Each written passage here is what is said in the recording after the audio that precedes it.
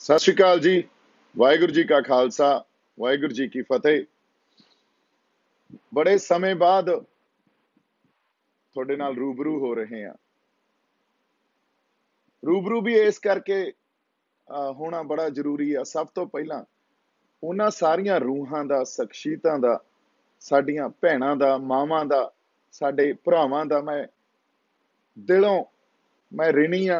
देण नहीं दे सकदा जिन्हां ने मैनू इन्ना प्यार दिता, ਜਿਹੜੇ सच दे नाल खड़े। ते मैं शब्दां च बयान नहीं कर सकदा। ओवरवेलमिंग ਜਿਹੜੀ एक फीलिंग आ ਇਹ, जिन्ना तुसी प्यार दिता, जिन्ने नाल खड़े अरदासां कीतियां ते यही अरदासां कढ़ा लियाईयां। नहीं तो हजे लगदा सी भी होर टाइम लाउणा पऊगा।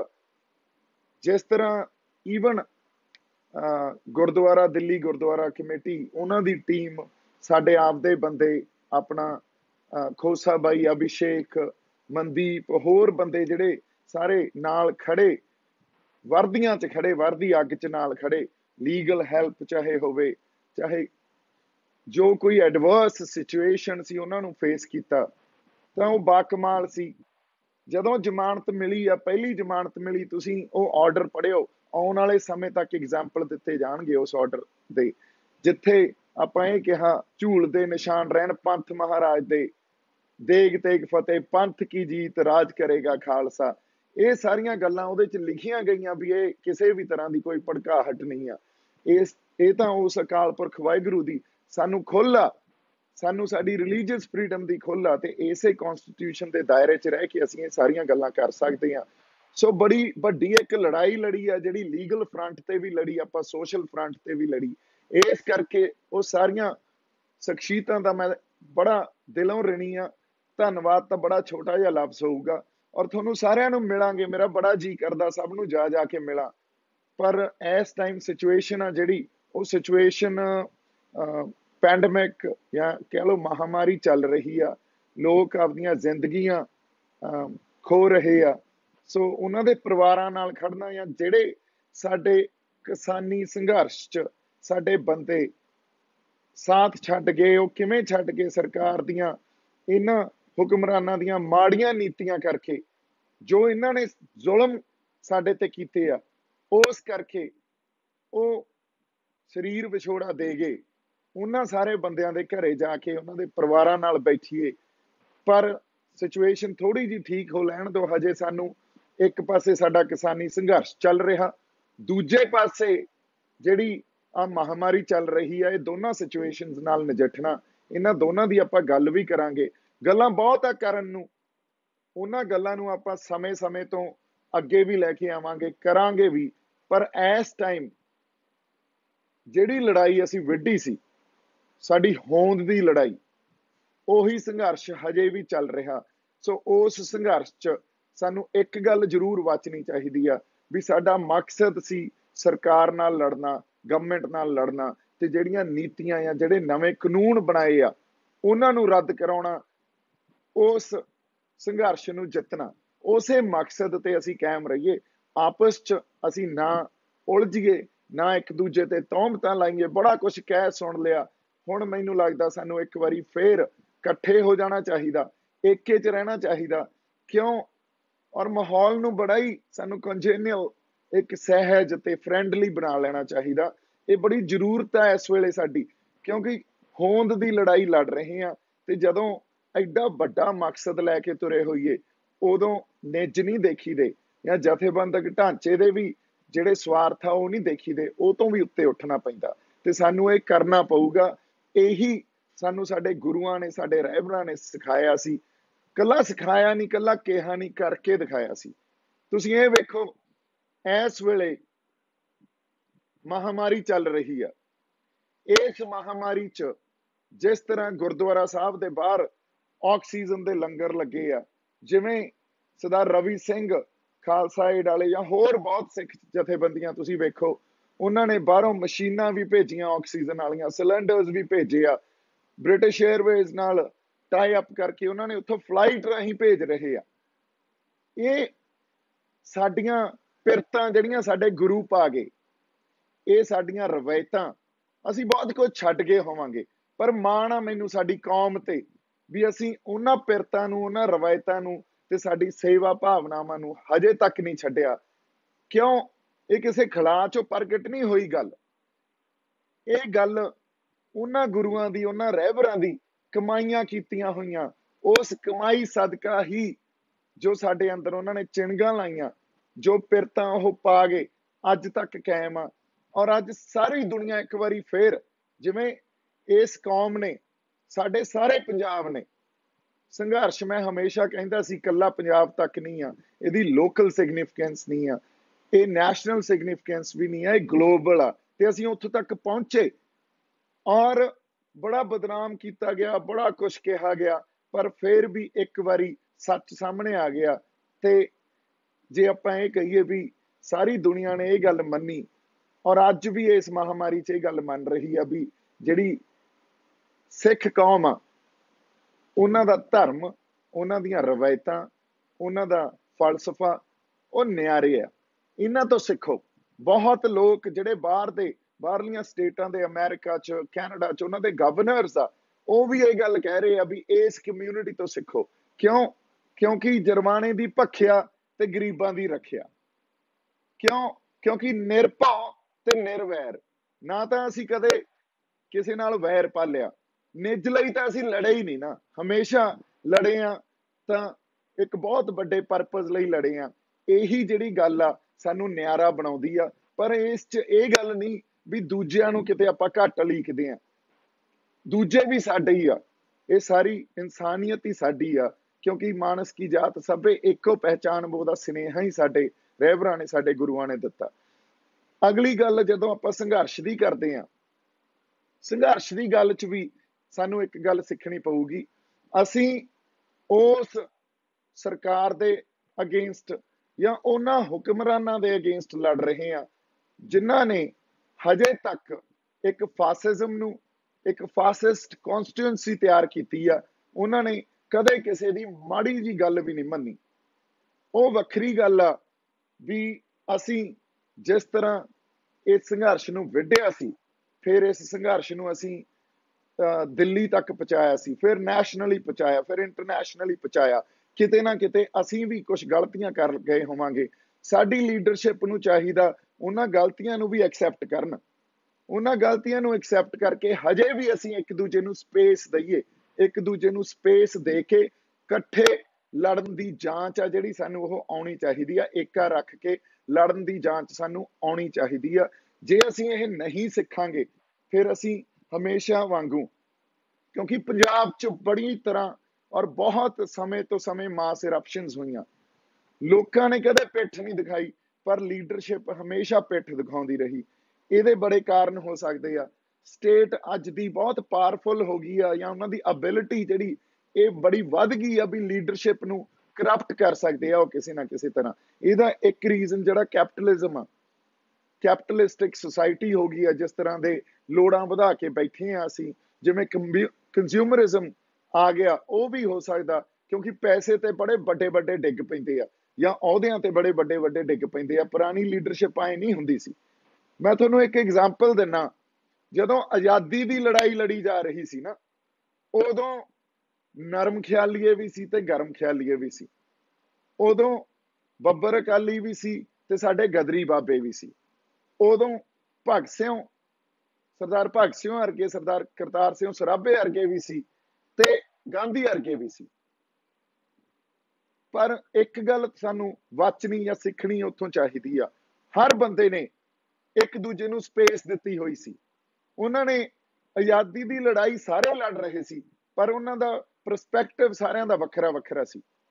ਜੇ ਤੁਸੀਂ ਦੇਖੋ, ਮੈਂ ਇੱਕ ਛੋਟੀ ਜਿਹੀ ਐਗਜ਼ਾਮਪਲ ਹੋਰ ਦਿੰਨਾ, ਜਦੋਂ ਮਹਾਤਮਾ ਗਾਂਧੀ ਆਜ਼ਾਦੀ ਦੀ ਲੜਾਈ ਲੜ ਰਹੇ ਸੀ, ਉਹਨਾਂ ਨੂੰ ਆਏ ਸੀ ਵੀ ਅੰਗਰੇਜ਼ਾਂ ਨੂੰ ਇਸ ਧਰਤੀ ਤੋਂ ਜਿੰਨਾ ਛੇਤੀ ਹੋ ਜਾਏ ਕੱਢਿਆ ਜਾਵੇ। ਔਰ ਉਵੇਂ ਹੀ ਜਦੋਂ ਸਰਦਾਰ ਭਗਤ ਸਿੰਘ ਹੋਰੇ ਲੜ ਰਹੇ ਸੀ, ਉਹਨਾਂ ਦਾ ਪਰਸਪੈਕਟਿਵ ਉਦੋਂ ਥੋੜਾ ਜਿਹਾ ਵੱਡਾ ਸੀ। ਉਹਨਾਂ ਦਾ ਪਰਸਪੈਕਟਿਵ ਇਹ ਸੀ ਵੀ ਅਸੀਂ ਇਕੱਲੇ ਅੰਗਰੇਜ਼ਾਂ ਨੂੰ ਨਹੀਂ ਕੱਢਣਾ, पर इत्थे जिहड़ा पोलिटिकल स्ट्रक्चर आ, पोलिटिकल सिस्टम आ, क्योंकि अलीट बैठिया होया, असी उन्हां नूं भी इस पोलिटिकल स्ट्रक्चर का भी फेर बदल करना, इनू कंप्लीटली चेंज करना, ताकि इस अलीट नूं इस पोलिटिकल स्ट्रक्चर चों कढ़िया जा सके। हालांकि जदों आज़ादी मिली उदों अलीट नूं तां नहीं कढ़िया गया, ब्रिटिश या गोरे अलीट चले गए, साडे वाले अलीटां ने कुर्सियां सांभ लियां।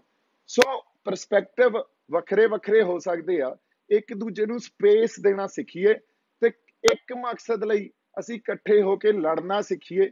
एवें ही बिना स्पेस दिते तौहमतां लाउणियां भी फलाना तां सरकार दा बंदा, फलाना बीजेपी दा बंदा, या फलाना अकालियां दा बंदा, या कांग्रेस दा बंदा, इन्हां गल्लां च कोई दम नहीं। असीं कदे भी फिर ਜਿਹੜਾ मकसद लैके तुरे आ, उस मकसद या उस मंतव नूं अचीव नहीं कर सकांगे ते मात खा जांगे।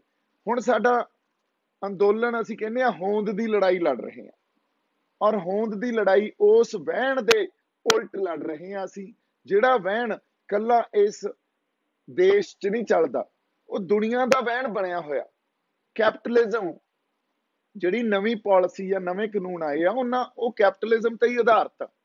ਤੇ ਜੇ ਅਸੀਂ ਇਸ ਪਰਸਪੈਕਟਿਵ ਨੂੰ ਥੋੜਾ ਜਿਹਾ ਵੱਡਾ ਕਰਾਂਗੇ, ਅਸੀਂ ਇਹ ਵੈਸਟ 'ਚ ਦੇਖਿਆ, ਦੁਨੀਆ 'ਚ ਦੇਖਿਆ ਵੀ ਜਿੱਥੇ ਜਿੱਥੇ ਕੈਪੀਟਲਿਜ਼ਮ ਗਿਆ, ਜਿੱਥੇ ਜਿੱਥੇ ਗਿਆ, ਜੇ ਉਹਦੇ ਤੇ ਲਗਾਮ ਨਾ ਪਾਈ ਗਈ ਜਾਂ ਉਹਦੇ ਤੇ ਚੈਕਸ ਐਂਡ ਬੈਲੈਂਸਿਸ ਨਾ ਰੱਖੇ ਗਏ, ਉੱਥੇ ਉੱਥੇ ਉਹਨਾਂ ਧਰਤੀਆਂ ਤੇ ਉਹਨਾਂ ਦੇਸ਼ਾਂ 'ਚ ਉਹ ਇੰਸਟੀਟਿਊਸ਼ਨਸ ਹੀ ਖਤਮ ਕਰ ਦਿੰਦਾ। ਫੈਮਿਲੀ ਇੰਸਟੀਟਿਊਸ਼ਨਸ ਖਤਮ ਕਰ ਦਿੰਦਾ, ਇਹ ਆਪਾਂ ਵੈਸਟ 'ਚ ਦੇਖ ਲਿਆ। ਰਿਲੀਜੀਅਸ ਇੰਸਟੀਟਿਊਸ਼ਨਸ ਖਤਮ ਕਰ ਦਿੰਦਾ, फिर कल्चरल इंस्टीट्यूशनस खत्म कर दिंदा। ते साडा कल्चर आपां जे होंद दी एग्जिस्टेंशियल क्राइसिस नाल असीं जूझ रहे हैं, होंद दी लड़ाई लड़ रहे हैं, तो सानू पहली गल ये समझनी पऊगी भी जे असीं अज महामारी च ऑक्सीजन दे लंगर लाए होए आ ना, या अंदोलन च जिस तरह असीं सेवा कीती है, जिस तरह संगत ने, सारी कौम ने, पंजाबियां ने, साडे हरियाणे वालियां ने सेवा कीती है, साडा कल्चर। ਅਸੀਂ ਇਸ ਕਲਚਰ ਨੂੰ, ਇਹ ਸਾਰੇ ਸਾਡੀਆਂ ਰਵਾਇਤਾਂ ਨੂੰ ਹੀ ਗਵਾਲ ਗਏ, ਇਹ ਤਾਂ ਮਨਜ਼ੂਰ ਨਹੀਂ ਹੈ ਨਾ। ਇਸੇ ਲਈ ਜਦੋਂ ਇਨਸਾਨ ਜਾਂ ਉਹ ਬੰਦੇ, ਮੈਂ ਹਮੇਸ਼ਾ ਉਹਨਾਂ ਨੂੰ ਇੱਕ ਨਵਾਂ ਲਫ਼ਜ਼ ਮੈਂ ਸਿੱਖਿਆ, ਉਹਨਾਂ ਨੂੰ ਜਿਹੜੇ ਰਿਬੈਲ ਹੁੰਦੇ ਆ ਜਾਂ ਜਿਹੜੇ ਰੋਮਾਂਟਿਕ ਬੰਦੇ ਹੁੰਦੇ ਆ, ਰੋਮਾਂਟਿਕ ਬੰਦੇ ਆ ਜਿਹੜੇ ਆਪਦੀ ਆਈਡੀਓਲੋਜੀ ਨੂੰ ਇਸ਼ਕ ਕਰਦੇ ਆ, ਜਿਹੜੇ ਆਪਦੇ ਲੋਕਾਂ ਨੂੰ, ਆਪਦੀ ਧਰਤੀ ਨੂੰ ਤੇ ਆਪਦੀਆਂ ਰਵਾਇਤਾਂ ਨੂੰ, ਆਪਦੇ ਸੱਭਿਆਚਾਰ ਨੂੰ, ਜੋ ਪਿਰਤਾਂ ਗੁਰੂ ਸਾਹਿਬ ਪਾ ਗਏ ਸੀ, ਉਹਨਾਂ ਨੂੰ ਇਸ਼ਕ ਕਰਦੇ ਆ, ਉਹਨਾਂ ਰੋਮਾਂਟਿਕ ਬੰਦਿਆਂ ਨੂੰ ਫਿਰ ਖੜਾ ਹੋਣਾ ਪੈਂਦਾ, ਉਹਨਾਂ ਨੂੰ ਆਵਾਜ਼ ਬੁਲੰਦ ਕਰਨੀ ਪੈਂਦੀ ਆ, ਤੇ ਅਸੀਂ ਉਹ ਰੋਮਾਂਟਿਕ ਬੰਦੇ ਆ। ਇਸ ਕਰਕੇ ਇਹਨਾਂ ਸਰਕਾਰਾਂ ਦੇ ਖਿਲਾਫ ਹਮੇਸ਼ਾ ਹੀ ਆਪਾਂ, ਜਦੋਂ ਜਦੋਂ ਇਹ ਜ਼ੁਲਮ ਕਰਦੀਆਂ ਰਹਿਣਗੀਆਂ, ਜਦੋਂ ਜਦੋਂ ਇਹ ਆਪਦੀਆਂ ਨੀਤੀਆਂ ਘੜਨਗੀਆਂ ਵੀ ਸਾਡਾ ਸੱਭਿਆਚਾਰ, ਸਾਡੀ ਹੋਂਦ ਖਤਰੇ 'ਚ ਆਵੇ, ਅਸੀਂ ਆਵਾਜ਼ ਬੁਲੰਦ ਕਰਦੇ ਰਹਾਂਗੇ। ਫੈਜ਼ ਸਾਹਿਬ ਨੇ ਇੱਕ ਬੜੀ ਬਿਊਟੀਫੁਲ ਨਜ਼ਮ ਲਿਖੀ ਸੀ, ਤੇ ਉਹ ਮੈਂ ਤੁਹਾਡੇ ਨਾਲ ਸ਼ੇਅਰ ਵੀ ਕਰਦਾ। हम देखेंगे, लाजिम है कि हम भी देखेंगे, वो दिन के जिसका वादा है, जो लोहे अजल में लिखा है, हम देखेंगे, लाजिम में हम भी देखेंगे। जब जुल्मों सितम के कोहे गरा रूई की तरह उड़ जाएंगे, ये हम माकूमों के पांव तले ये धरती धर धर धड़केगी, और अहले हकम के सर ऊपर जब बिजली कड़कड़ कड़केगी, हम देखेंगे, लाजिम है हम भी देखेंगे। बस नाम रहेगा अल्लाह का, बस नाम रहेगा अल्लाह का, वाहिगुरु दा, राम दा, बस नाम रहेगा अल्लाह का, जो गायब भी है हाजिर भी, जो मंजिर भी है नाजिर भी, उठेगा अनहल हक का नारा, जो मैं भी हूं और तुम भी हो, और राज करेगा खलके खुदा, जो मैं भी हूं और तुम भी हो। हम देखेंगे, लाजिम है हम भी देखेंगे। सो ये गल लाजिम आ, आपां देखांगे। सब ताज उछाले जाएंगे, सब तख्त उखाड़े जाएंगे, लाजिम है हम भी देखेंगे। सो गल इत्थों ही जाहिर हो जाती आ, ਅਸੀਂ ਇਹਨਾਂ ਸਰਕਾਰਾਂ ਦੇ ਖਿਲਾਫ ਲੜਦੇ ਰਹਾਂਗੇ, ਆਪਦੀ ਆਵਾਜ਼ ਬੁਲੰਦ ਕਰਦੇ ਰਹਾਂਗੇ। ਇਹ ਸੰਘਰਸ਼ੀ ਬੰਦਿਆਂ ਦੀ, ये धर्म आ, उन्हां दा रोमांस आ, पर एक गल बड़ी जरूरी आ, माहौल नूं सहज बनाइए, एक दूजे दे अगेंस्ट असीं कोई हुण बयानबाजी या भाषा च जिहड़ा तरीका सलीका असीं भुल जाने आ, ओह ना करिए। किसान जिहड़े साडे आगू आ, ओह प्रोग्राम देण, उस प्रोग्राम ते डट के पहरा देण, आपदी जिम्मेवारी नूं समझण। असीं उन्हां दे नाल आ, उन्हां दे सोल्जर आ। 2-3 दिन मैं पंजाब तो ਇੱਥੇ ਮੁੰਬਈ ਆ ਗਿਆ ਸੀ, ਕਿਉਂਕਿ ਲੰਮਾ ਸਮਾਂ ਸਭ ਕੁਝ ਬੰਦ ਪਿਆ ਸੀ। ਘਰ ਵੀ ਬੰਦ ਪਿਆ, ਮੇਰੀ ਕਾਰ ਵੀ ਨਹੀਂ ਸਟਾਰਟ ਹੋ ਰਹੀ ਸੀ, ਹਾਲਾਂਕਿ ਇੱਕ ਹੋ ਗਈ, ਦੂਜੀ ਤਾਂ ਜਮਾ ਹੀ ਨਹੀਂ ਹੋ ਰਹੀ ਸੀ। ਫਿਰ ਆਲਮ ਇਹ ਆ ਵੀ ਇੱਥੇ ਜਿਹਨੂੰ ਵੀ ਫੋਨ ਕਰਦਾ ਉਹ ਹੈਲੋ ਸੁਣ ਕੇ ਜਾਂ ਮੇਰੀ ਆਵਾਜ਼ ਪਛਾਣ ਕੇ ਹੀ ਕੱਟ ਦਿੰਦਾ। ਕਿੱਡਾ ਵੱਡਾ ਤੇ ਸਟਰੋਂਗ ਨੈਰੇਟਿਵ ਚਲਾਇਆ ਗਿਆ ਜਿਹੜਾ ਮੇਰੇ ਖਿਲਾਫ ਇਹਨਾਂ ਨੇ ਚਲਾਇਆ। ਪਰ ਕੋਈ ਨਹੀਂ, ਇਹਨਾਂ ਸਾਰੀਆਂ ਗੱਲਾਂ ਨਾਲ ਜੂਝਿਆ ਜਾਊਗਾ ਜਦੋਂ ਤੱਕ ਤੁਸੀਂ ਬੈਠੇ ਹੋ, ਤੁਹਾਡਾ ਪਿਆਰ ਆ, ਤੁਹਾਡੀਆਂ ਅਰਦਾਸਾਂ, ਉਦੋਂ ਤੱਕ ਮੈਂ ਹੌਸਲੇ 'ਚ ਹਾਂ ਤੇ ਹਮੇਸ਼ਾ ਹੀ ਹੌਸਲੇ 'ਚ ਰਹਾਂਗੇ। ਸਾਡੀ ਜਿਹੜੀ ਇੱਕ ਰਵਾਇਤ ਆ ਜਾਂ ਪਿਰਤਾਂ ਜਿਹੜੀਆਂ ਗੁਰੂ ਸਾਹਿਬਾਂ ਨੇ ਪਾਈਆਂ ਹੋਈਆਂ, ਉਹਨਾਂ ਨੂੰ ਅਸੀਂ ਆਪਦੇ ਅੰਦਰ ਜਿਉਂਦੇ ਰੱਖੀਏ। ਉਸ ਗੱਲ ਨੂੰ, ਉਹਨਾਂ ਫਲਸਫਿਆਂ ਨੂੰ ਅਸੀਂ ਕਦੇ ਨਾ ਭੁੱਲੀਏ। ਗੁਰੂ ਸਾਹਿਬ ਦੀ ਯਾਦ ਆਪਦੇ ਅੰਦਰ ਜਿਉਂਦੇ ਰੱਖੀਏ, ਕਿਉਂਕਿ ਉਹੀ ਸਾਨੂੰ ਤਾਕਤ ਦਿੰਦੀ ਆ, ਉਹੀ ਸਾਨੂੰ ਇੱਕ ਚੰਗਾ ਇਨਸਾਨ ਬਣਾਉਂਦੀ ਆ। ਤੇ ਇੰਨੀਆਂ ਕੁ ਗੱਲਾਂ ਅੱਜ ਤੁਹਾਡੇ ਨਾਲ ਕਰਨੀਆਂ ਸੀ। ਇੱਕ ਵਾਰੀ ਫੇਰ ਜਿਨ੍ਹਾਂ ਨੇ ਅਰਦਾਸਾਂ ਕੀਤੀਆਂ ਮੇਰੇ ਲਈ, ਪਿਆਰ ਦਿੱਤਾ, ਉਹਨਾਂ ਦਾ ਮੈਂ ਰਿਣੀ ਰਹਾਂਗਾ। ਉਹਨਾਂ ਨੂੰ ਬਹੁਤ ਛੇਤੀ ਮਿਲਾਂਗੇ। ਅਗਲਾ ਆਪਾਂ ਮੋਰਚੇ 'ਚ ਕਦੋਂ ਜਾਣਾ ਜਾਂ ਉੱਥੇ ਆਪਾਂ ਕੋਈ ਜੋ ਪਲਾਨ ਕਰਨਾ, ਪਿੰਡਾਂ 'ਚ ਜਾ ਕੇ ਸਾਡੇ ਉਹਨਾਂ ਸਾਰੇ ਬੰਦਿਆਂ ਨੂੰ ਮਿਲਣਾ, ਉਹਨਾਂ ਨਾਲ ਬਹਿ ਕੇ ਗੱਲਾਂ ਕਰਨੀਆਂ, ਉਹ ਵੀ ਬੜੀ ਛੇਤੀ ਇਹ ਗੱਲ ਆਪਾਂ ਸਾਹਮਣੇ ਲੈ ਕੇ ਆਵਾਂਗੇ, ਦੱਸਾਂਗੇ, ਸਾਰੀ ਸੰਗਤ ਨਾਲ ਸਾਂਝੀ ਕਰਾਂਗੇ। ਬਾਕੀ ਕਈ ਬੰਦਿਆਂ ਨੂੰ ਕਿਸੇ ਤਰ੍ਹਾਂ ਦਾ ਗੁੱਸਾ ਹੋ ਸਕਦਾ, ਉਹਨਾਂ ਦਾ ਗੁੱਸਾ ਵੀ ਸਿਰ ਮੱਥੇ, ਕੋਈ ਗੱਲ ਨਹੀਂ। ਆਪਦੇ ਬੰਦੇ ਗੁੱਸੇ ਵੀ ਹੋ ਜਾਂਦੇ ਆ, ਉਹਨਾਂ ਦਾ ਹੱਕ ਆ। ਹੌਲੀ ਹੌਲੀ ਉਹਨਾਂ ਨੂੰ ਵੀ ਆਪਾਂ ਪਿਆਰ ਨਾਲ ਮਨਾ ਲਾਂਗੇ। ਬੜੀ ਤਰ੍ਹਾਂ ਦੀਆਂ ਗਲਤ ਫਹਿਮੀਆਂ ਹੋ ਸਕਦੀਆਂ, ਬੜੇ ਲੋਕਾਂ ਨੂੰ ਹੋਈਆਂ, ਹੁਣ ਉਹ ਵੀ ਸਮੇਂ ਨਾਲ ਦੂਰ ਹੋ ਜਾਣਗੀਆਂ। ਹੋਰ ਕੋਈ ਹੱਲ ਨਹੀਂ ਹੁੰਦਾ। ਕਈ ਵਾਰੀ ਉਹ ਮਨ 'ਚ ਬਸ ਬਿਨਾਂ ਕਿਸੇ ਗੱਲ ਤੋਂ ਗੱਲ ਲੈ ਕੇ ਬਹਿ ਜਾਂਦੇ ਆ, ਉਹਦਾ ਆਧਾਰ ਕੁਛ ਨਹੀਂ ਹੁੰਦਾ। ਸੋ ਬੜੀਆਂ ਇਹੋ ਜਿਹੀਆਂ ਗੱਲਾਂ ਵੀ ਮੈਨੂੰ ਲੱਗਦਾ ਸਾਹਮਣੇ ਆਉਣਗੀਆਂ। ਕੋਈ ਨਹੀਂ, ਇਹ ਹਮੇਸ਼ਾ ਹੀ ਰੀਤ ਬਣੀ ਆਈ ਆ ਵੀ ਇੱਕੋ ਵਾਰੀ ਗੱਲ ਨਹੀਂ ਸਮਝ ਆਉਂਦੀ ਹੁੰਦੀ, ਹੌਲੀ ਹੌਲੀ ਸਮੇਂ ਨਾਲ ਸਾਨੂੰ ਗੱਲਾਂ ਸਮਝ ਆਉਂਦੀਆਂ। ਸੋ ਸਮਾਂ ਬੜਾ ਬਲਵਾਨ ਆ, ਬੜੇ ਤਰ੍ਹਾਂ ਦੇ ਜਵਾਬ ਦੇ ਦੂਗਾ। ਇੰਨੀਆਂ ਕੁ ਗੱਲਾਂ ਤੁਹਾਡੇ ਨਾਲ ਕਰਨੀਆਂ ਸੀ। ਮੇਰੇ ਵੱਲੋਂ ਹਮੇਸ਼ਾ ਬਹੁਤ ਸਾਰਾ ਪਿਆਰ ਤੇ ਸਤਿਕਾਰ। ਜਿਉਂਦੇ ਵਸਦੇ ਰਹੋ। ਰਿਣੀ ਰਹਾਂਗਾ ਉਹਨਾਂ ਰੂਹਾਂ ਦਾ, ਉਹਨਾਂ ਸ਼ਖਸੀਅਤਾਂ ਦਾ ਜਿਨ੍ਹਾਂ ਨੇ ਪਿਆਰ ਦਿੱਤਾ, ਜਿਨ੍ਹਾਂ ਨੇ ਅਰਦਾਸਾਂ ਕੀਤੀਆਂ ਮੇਰੇ ਲਈ, ਸਾਡੀਆਂ ਭੈਣਾਂ ਤੇ ਸਾਡੀਆਂ ਮਾਵਾਂ ਦਾ, ਜਿਨ੍ਹਾਂ ਨੇ ਪਾਠ ਸੁੱਖੇ। ਮੈਂ ਹਮੇਸ਼ਾ ਕਹਿਣਾ ਵੀ ਇਹਨਾਂ ਬੰਦਿਆਂ ਦੀ ਦੇਣ ਨਹੀਂ ਦਿੱਤਾ ਜਾ ਸਕਦਾ। ਜੇ ਤੁਸੀਂ ਹੋ ਤਾਂ ਹੌਸਲਾ ਸਾਡੇ 'ਚ ਤੇ ਉਹਨਾਂ ਗੁਰੂ ਸਾਹਿਬਾਂ ਦੇ ਫਲਸਫਿਆਂ ਤੇ ਚੱਲਣ ਦੀ ਹਿੰਮਤ ਆਉਂਦੀ ਆ। ਇਸੇ ਲਈ ਇੱਕ ਹੋਰ ਗੱਲ ਮੈਂ ਜਿਹੜੀ ਸਾਰਿਆਂ ਨਾਲ ਇਹ ਕਰਨੀ ਸੀ ਵੀ ਬਹੁਤ ਛੇਤੀ ਸਾਰਿਆਂ ਨੂੰ ਮਿਲਾਂਗੇ। ਮੈਂ ਹੋਰ 2-3 ਦਿਨਾਂ 'ਚ ਵਾਪਸ ਪੰਜਾਬ ਜਾਣਾ। ਹਜੇ ਕੇਸ ਵੀ ਚੱਲ ਰਹੇ ਆ 2, ਉਹਨਾਂ ਕੇਸਾਂ ਨੂੰ ਵੀ ਆਪਾਂ ਹੈਂਡਲ ਕਰਾਂਗੇ। ਬਾਕੀ ਵੀ ਕਿਸੇ ਸਾਡੇ ਬੰਦੇ ਨਾਲ ਜੇ ਪੁਲਿਸ ਧੱਕਾ ਕਰਦੀ ਆ ਜਾਂ ਕੇਸ ਪੈਂਦੇ ਆ, ਉਹਨਾਂ ਦੀ ਪੈਰਵਾਈ ਵੀ ਕਰਾਂਗੇ। ਸੋ ਜੇ ਕੋਈ ਹੋਰ ਗੱਲਬਾਤ ਕਰਨੀ ਹੋਵੇ ਮੈਨੂੰ ਜਦੋਂ ਪਲੀਜ਼ ਮੈਸੇਜ ਕਰ ਸਕਦੇ ਹੋ। I'm always here and let's be together. That's how we should be now, because we are fighting literally a war against the government. A war in a sense that the way this policy making and the way new policy they have introduced, when I said policy, means 3 farm laws. We have to protest. We started protesting against it, and it actually is our existential crisis. Hond di ladai hai. So let's be together. Let's stay together. It's okay if sometimes our ideologies don't match, but let's give space to each other. That's how it should be. Lots of respect, love to all of you. ਜਿਉਂਦੇ ਵਸਦੇ ਰਹੋ।